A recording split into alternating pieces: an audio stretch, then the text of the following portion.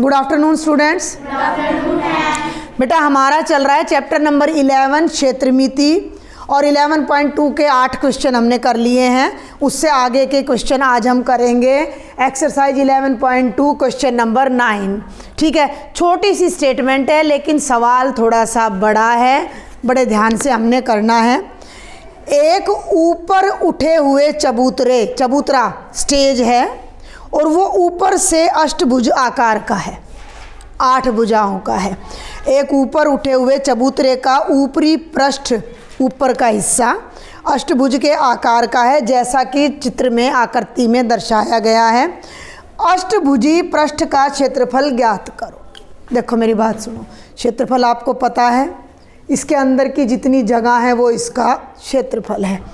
कुछ आकृतियों का क्षेत्रफल हम डायरेक्ट फॉर्मूले से निकाल लेते हैं, लेकिन कुछ आकृतियाँ ऐसी होती हैं जिनका कोई फॉर्मूला हमने नहीं किया है। ठीक है, अब इसका क्या करें? अष्टभुज का तो क्षेत्रफल का फॉर्मूला आया नहीं है, चतुर्भुज तक आया है। थोड़ा सा ध्यान से देखो, पहले तो उन चीज़ों को नोट करो जो किताब वाले ने दे रखी है। किताब वाले ने यहाँ निशान बना के ऐसे लिख रखा है 5 मीटर, यानी ये दूरी और ये दूरी दोनों कितनी है? 5 मीटर है। समझ आ रही है मेरी बात? ये 5 है तो ये भी 5 है। क्लियर है? और फिर उसने इन दोनों को मिला रखा है। ये थोड़ा सा डायग्राम ऐसे ले लो। ठीक है, उसने इन दोनों को मिलाया और ये पूरी दूरी कितनी है? 11 मीटर। यहाँ से यहाँ तक 11 मीटर। और उसने ऐसे ये लिख रखा है यहाँ पर 4 मीटर। ये सारी बात आपको समझ आई? पक्का? हम चाहें तो इसको नाम दे सकते हैं अष्टभुज को, A, B, C, D, E, F, G और H। ठीक है, कोई दिक्कत? समझ आ रहा है?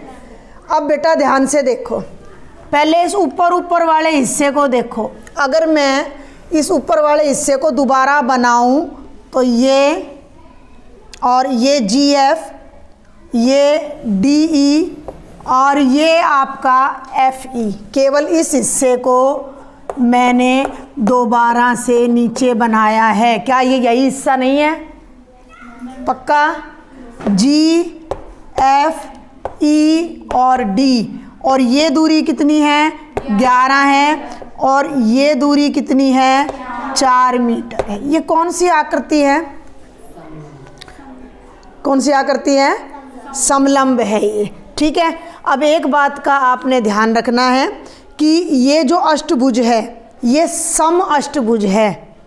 ठीक है, बुक वाले ने लिखा नहीं है। सम माने समान, जिसकी 8 भुजाएं बराबर हों। तो ये 5 है तो ये भी 5 है, और ये वाली भुजा भी कितनी है? 5 मीटर है। ये समलंब हो गया। अगर मैं यहाँ पर भी लाइन खींच दूँ तो नीचे भी क्या हो गया? समलंब है ये। और ये बीच में क्या है? आयत है। इसकी लंबाई चौड़ाई कितनी है? लंबाई 12 कहाँ है? 11 और चौड़ाई 5। अगर मैं ऊपर वाली आकृति का क्षेत्रफल निकाल दूं, फिर इस आयत का क्षेत्रफल निकाल दूं, और फिर नीचे वाली आकृति का क्षेत्रफल निकाल दूं, और तीनों को जोड़ दूं, तो पूरे अष्टभुज का क्षेत्रफल आ जाएगा। समझ पा रहे हो? भाई इसके 3 हिस्से कर लो, यहाँ से काट दिया और यहाँ से काट दिया, 3 हिस्से बन गए। तीनों को जोड़ोगे तो अष्टभुज फिर बन जाएगा। ठीक है, तो इसको हम नाम दे देते हैं आकृति नंबर 1, आकृति नंबर 2 और आकृति नंबर 3। ठीक है, अब यहाँ लिखेंगे भाग 1 में या आकृति नंबर 1 में।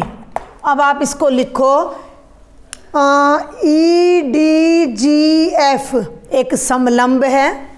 EDGF एक क्या है? समलंब है। फिर समझ लो, समलंब को बोलते हैं ट्रेपीजियम। जयंती ध्यान, ये सोनी ध्यान दे। 2 भुजाएं समानांतर होती हैं, 2 भुजाएं असमानांतर होती हैं, और समलंब का क्षेत्रफल अभी आशीष ने बताया 1/2 इन दोनों भुजाओं का जोड़ गुणा इनके बीच की दूरी। ठीक है, तो एक समलंब है जिसमें अब आपने भुजाओं के नाम लिख देने हैं। EF या FE कितनी है? 5 मीटर है। GD कितना है? 11 मीटर है। और समलंब की जो ऊंचाई है H वो कितनी है? 4 मीटर है। ठीक है, तो आकृति नंबर 1 का क्षेत्रफल, या आप लिख सकते हो समलंब EDGF, यानी कि आकृति नंबर 1 का क्षेत्रफल बराबर है फॉर्मूला 1/2 समांतर भुजाओं का जोड़, यानी EF जमा GD। ठीक है, समझ में आ रही है बात? देखो बेटा, हर सवाल में ना फॉर्मूला आने लग रहा है। अगर तुम अब इसको मेरे साथ साथ दोहराओगे तो अपने आप आपको फॉर्मूला याद हो जाएगा, लेकिन जब आप उसको कभी बोलोगे ही नहीं मुंह से तो याद ही नहीं होगा। गुणा ऊंचाई, तो 1/2। अब ये दोनों भुजाएं कितनी कितनी हैं? 11 जमा 5, और ऊंचाई कितनी है? 4 मीटर। ठीक है, 11 जमा 5 कितना हुआ? बहुत टाइम लगा रहे हो। 11 जमा 5 16, 16 को 4 से गुणा कर दो, और नीचे कितना है? 2, 2 8 16, 8 चौक, बहुत धीरे बोल रहे हो, 8 चौक 32, ये हो गया 32 वर्ग मीटर। किसका क्षेत्रफल आया ये? आकृति नंबर 1 का। आकृति नंबर 3 का क्षेत्रफल ऐसा ही आएगा, इतना ही आएगा। तो यहाँ पर अब हम डायरेक्ट ये पहला भाग मान लिया, ये दूसरा मान लिया। अब हम यहाँ लिखेंगे कि आकृति नंबर 3 भी समान आकार का समलंब है, या ये ज़्यादा लंबा हो जाएगा, आपको डस्टर देना। आकृति नंबर 3 का क्षेत्रफल भी कितना हो जाएगा? 32 वर्ग मीटर। सिंपल लिखो। अब दूसरी आकृति क्या है? आयत। तो अब आप लिखोगे आकृति नंबर 2 आयत है, और आयत की लंबाई कितनी है? चौड़ाई कितनी है? 5। तो इस आयत का नाम लिखना चाहो तो लिख दो, आयत HCDG। ऐसे चलता है, H से शुरू किया तो या तो ऐसे चलो DG, या ऐसे चलो। ठीक है, की लंबाई कितनी बताई अभी तुमने? L बराबर है 11 मीटर। इस आकृति की आयत की चौड़ाई B बराबर है 5 मीटर। ये दिखाई दे रहा है ना, इसमें दिख रहा है कैमरा में। और इस आयत का क्षेत्रफल कितना हो जाएगा? अभी भी फार्मूला बताया आयत का, लंबाई गुणा चौड़ाई। तो भैया 11 गुणा 5 कितना हो गया? 55 वर्ग मीटर। ये दूसरे भाग का क्षेत्रफल है, ये तीसरे भाग का, और ये पहले भाग का। हमने किसका क्षेत्रफल निकालना है? अष्टभुज का। तो अष्टभुज का क्षेत्रफल कैसे निकलेगा? इन तीनों को जोड़ देंगे। बोला करो भाई साथ साथ। दिए गए अष्टभुज का क्षेत्रफल बराबर है आकृति नंबर 1 जमा 2 जमा 3 का क्षेत्रफल। तो 32 जमा 55 जमा 32, जोड़ो, 2 2 4 और 5 9, 3 और 3 6 और 5 11, 119 वर्ग मीटर आना चाहिए। आंसर मिला के देख लो कितना आ रहा है। ठीक है, समझ आया? विनय कुमार समझ आया? भाई अष्टभुज की तो हमें फार्मूला नहीं पता था, लेकिन हमने अष्टभुज के टुकड़े कर दिए। 2 समलंब बन गए एक साइज के, एक आयत बन गई, तीनों का क्षेत्रफल निकाल के इनको जोड़ दिया। चलें आगे। अब देखते हैं क्वेश्चन नंबर 10। तीनों ही क्वेश्चन थोड़े अलग हैं लास्ट वाले। एक पंचभुज आकार का बगीचा है जैसा कि आकृति में दर्शाया गया है। 2 3 4 और 5। ठीक है, ये भुजा भी 15 मीटर है, ये भुजा भी 15, ये तो पता होगा ना आपको, इस तरह का निशान लग रहा है तो यहाँ से यहाँ तक है 15 मीटर। और बेटा जी ये भुजा भी 15 मीटर है। और अब देखना इसने ना ऐसे निशान लगाया हुआ है और यहाँ तक, कहने का मतलब है कि यहाँ से यहाँ तक ये पूरी दूरी, यानी जो इसकी ऊंचाई है पंचभुज की, ये कितनी है 30 मीटर। यहाँ से यहाँ तक ये पूरी 30 है। क्लियर है विनय, समझ आ रहा है? ध्यान यहीं रखो। अब ये कहता है कि इसका क्षेत्रफल निकालने के लिए ज्योति और कविता ने 2 अलग अलग तरीकों से इसे विभाजित किया। एक 2 डायग्राम हो रहे हैं। ज्योति ने क्या किया, ये पंचभुज लिया, ऐसे लिया, ऐसे लिया, और ज्योति ने बीच में से 2 हिस्से कर दिए। ज्योति ने क्या किया कि भाई बीच में से हिस्से कर दिए। ये क्या बनी आकृति, इधर वाली आकृति क्या बनी, ध्यान से देखो, ये और ये अभी हम करके चुके हैं। समलंब बनी, इधर वाली भी समलंब बनी। ज्योति ने क्या किया, दोनों समलंब का क्षेत्रफल निकाल दिया और जोड़ दिया। लेकिन कविता ने क्या किया, कविता ने क्या किया कि ऐसे करके यहाँ पार्टीशन कर दिया, तो ये क्या बन गया और ये क्या बन गया, इसने इस तरीके से दोनों को जोड़ा। तो ये कहता है कि दोनों तरीकों से आप इन बगीचों का क्षेत्रफल ज्ञात करें। क्या आप इसका क्षेत्रफल निकालने का कोई और तरीका भी बता सकते हो?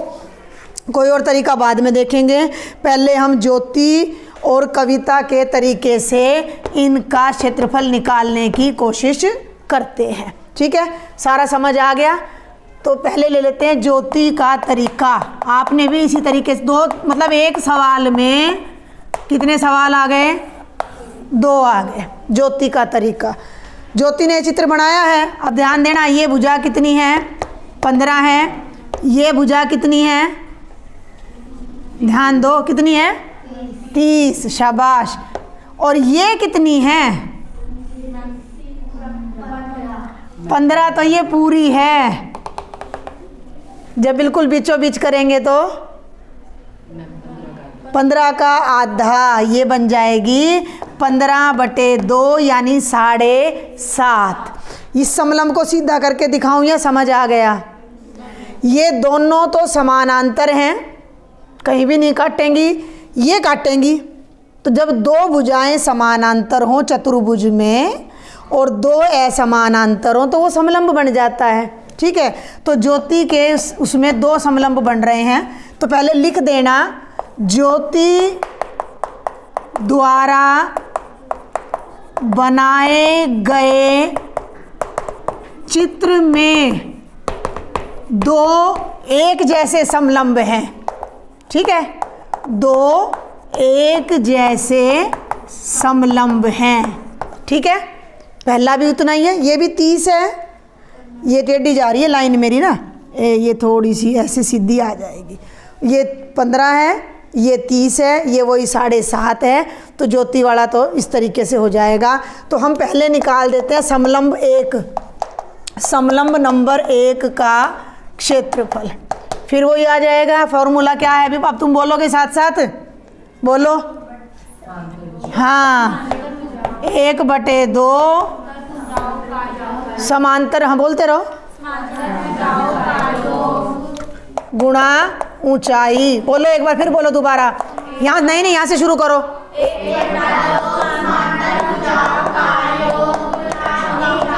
समांतर भुजाओं का योग को ब्रैकेट में रख देंगे और गुणा में कर देंगे ऊंचाई। तो समांतर भुजाएं हैं 15 और 30, तो 15 + 30। और ऊंचाई कितनी है, दशमलव में मत बदलना, 15/2।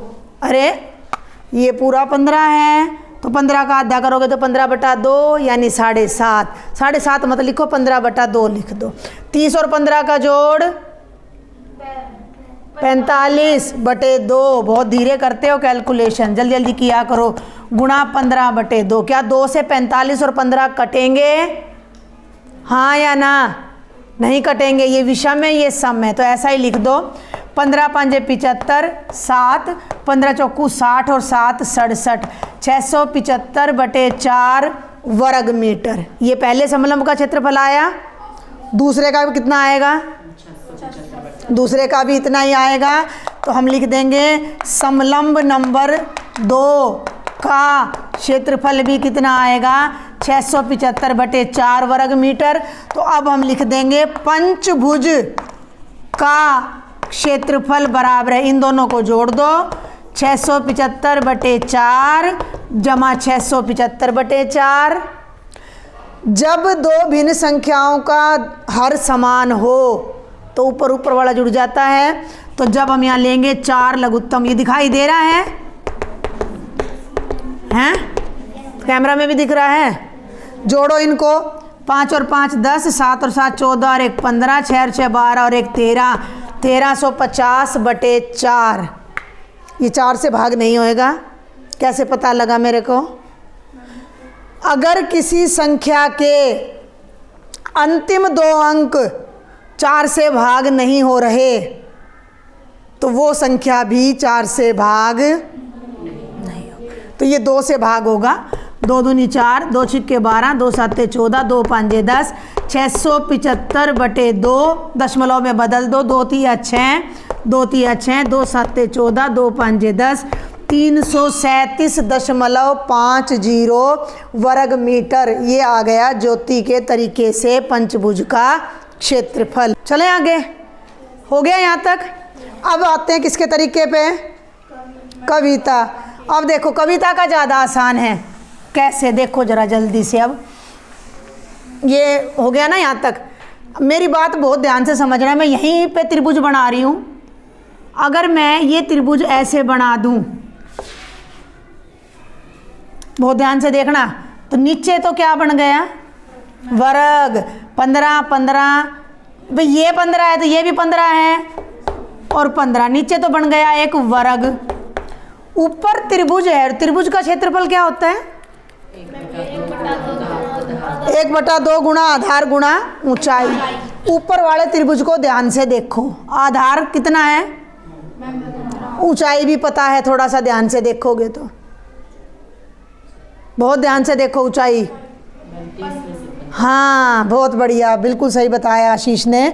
ये पूरा कितना है? 30। इतना कितना है? 15। तो 30 में से 15 घटाओगे तो ऊंचाई कितनी आ जाएगी?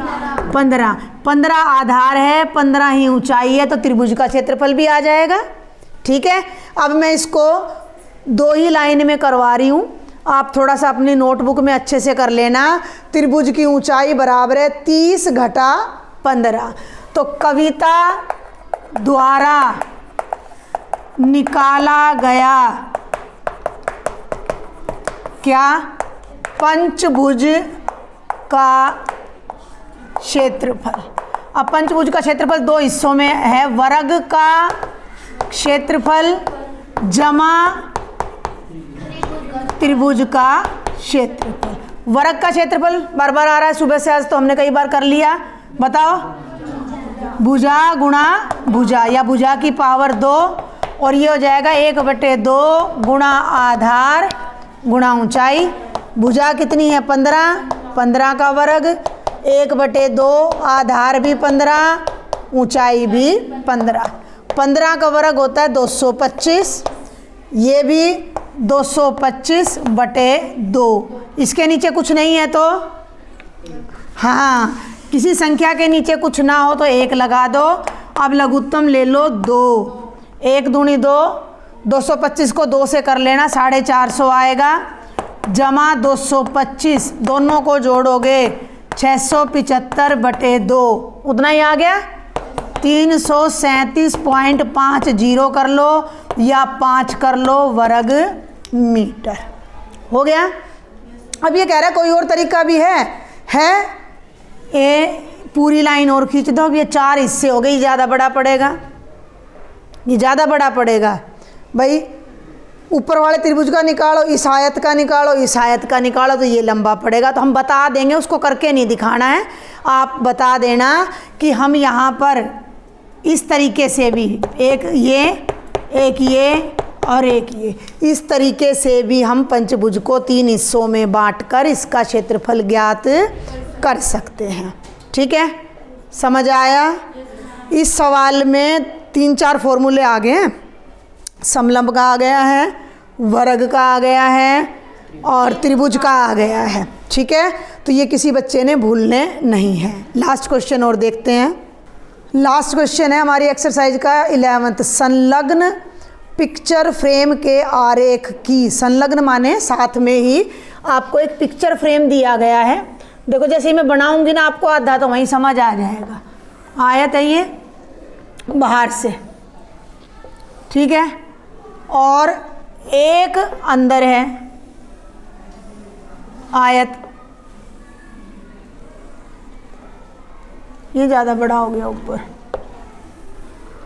और इसको इससे मिलाया, इसको इससे मिलाया, इसको इससे मिलाया और इसको इससे मिलाया। ये क्या बन गया? समलंब। ये भी समलंब, ये भी समलंब और ये भी समलंब। अब ये कहता है कि बाहरी विमाएं, बाहर की विमाएं 24, यानी कि ये तो है 24 सेंटीमीटर, ये वाली है 28 सेंटीमीटर और आंतरिक विमाएं 16 और 20 सेंटीमीटर हैं।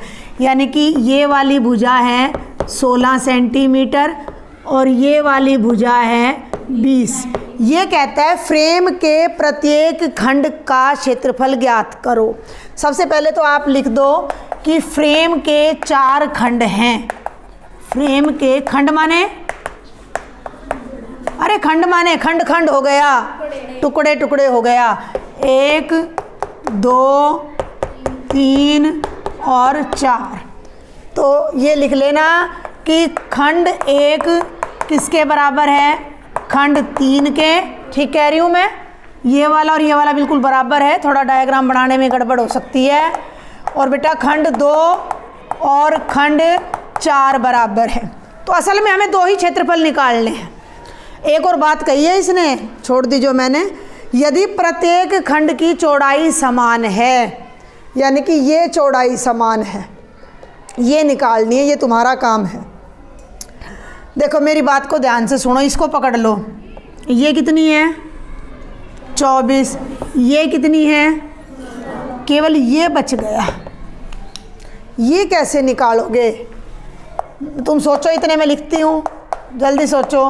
माना प्रत्येक खंड की चौड़ाई बराबर है h सेंटीमीटर। ये चौड़ाई को मैंने h मान लिया, सीधी इधर ही देख, और ये चौड़ाई भी कितनी हो गई? h हो गई। क्या h बता सकता है कोई भी बच्चा अब मुझे कि हम h कैसे ज्ञात करेंगे? देखो मैं हिंट देती हूँ तुम्हें। ये कितना है? 28 सेंटीमीटर। ये कितना है? 20 सेंटीमीटर। अब बताओ ये कितना बच गया? 4। ऊपर वाला अकेला 4। फिर तू बता क्यों नहीं रही थी? अब कह रही है देखा। देखो भाई इधर अब ध्यान देना एक बार सभी बच्चे। ये पूरा कितना है? तो ये पूरा भी कितना है? अरे ये कितना है? 28। जोर से बोला करो। ये कितना है? 28। और ये पूरा 3 हिस्सों में बट रहा है, h जमा 20 जमा h। ठीक है, बहुत डीप सा क्वेश्चन है। h जमा 20 जमा h कितना हो गया? 28। h जमा h 2h जमा 20 28। 20 को राइट साइड में ले जाओ, ये हो जाएगा 28 घटा 20 8। 2 को नीचे ले जाओ, h कितना हो जाएगा? 8/2 यानी कि 4 सेंटीमीटर। ये ऊंचाई आ गई 4। और ये भी कितनी आएगी? इसने कहा है हर खंड की चौड़ाई बराबर है। ये 4 है तो ये भी कितनी आएगी? 4 आएगी। वैसे भी देख लो ये पूरा कितना है? ये 16 24 में से 16 गए, दोनों मिलके 8 बच गए, तो 4 इधर बच गया और 4 इधर बच गया। ठीक है, चलूँ अब मैं नीचे वाले का क्षेत्रफल निकाल दूँ। खंड 1 का या खंड 3 का किसी का भी निकाल लो। समलंब 1 का या समलंब 3 ले लो। चलो समलंब नंबर 3 का क्षेत्रफल। अब फॉर्मूला तुम खुद लिख लेना। 1/2, ये दोनों समानांतर भुजाएं हैं, इन दोनों को जोड़ दो, गुणा में ऊंचाई कितनी आ रही है 4, 16 और 24 का जोड़ 40 होता है, गुणा 4 बटे में 2, 2 दूनी 4, 0 कितना आ गया 80 वर्ग सेंटीमीटर। इसका क्षेत्रफल 80 आया तो सामने वाले का भी कितना आएगा 80। तो यहाँ लिख दो खंड नंबर 1 व 3 का क्षेत्रफल कितना आ गया 80 वर्ग सेंटीमीटर। 2 पे आ जाओ, ये कितना है 4 है, ये कितना है 28 है, ये कितना है 20 है। तो खंड 2 का क्षेत्रफल, ये भी तो समलंब है, 1/2 बोलो, समांतर भुजाएं कौन कौन सी हैं 20 और 28, तो 20 जमा 28 और गुणा में आ जाएगा 4, 20 और 28 का जोड़ 48 गुणा 4/2, 2 दूनी 4, 48 दूनी कर लेना 96 वर्ग सेंटीमीटर। दूसरे का और चौथे का क्षेत्रफल कितना आ जाएगा 96, तीसरे का और पहले का आ जाएगा 80। ठीक है, सवाल समझ आया? तीनों सवाल थोड़े अलग थे, बहुत शांति से इनको समझ के फिर कॉपी में करके लाना है। और 11.2 तक जितने फॉर्मूले आए हैं सारे आपको लर्न होने चाहिए। ठीक है, थैंक यू।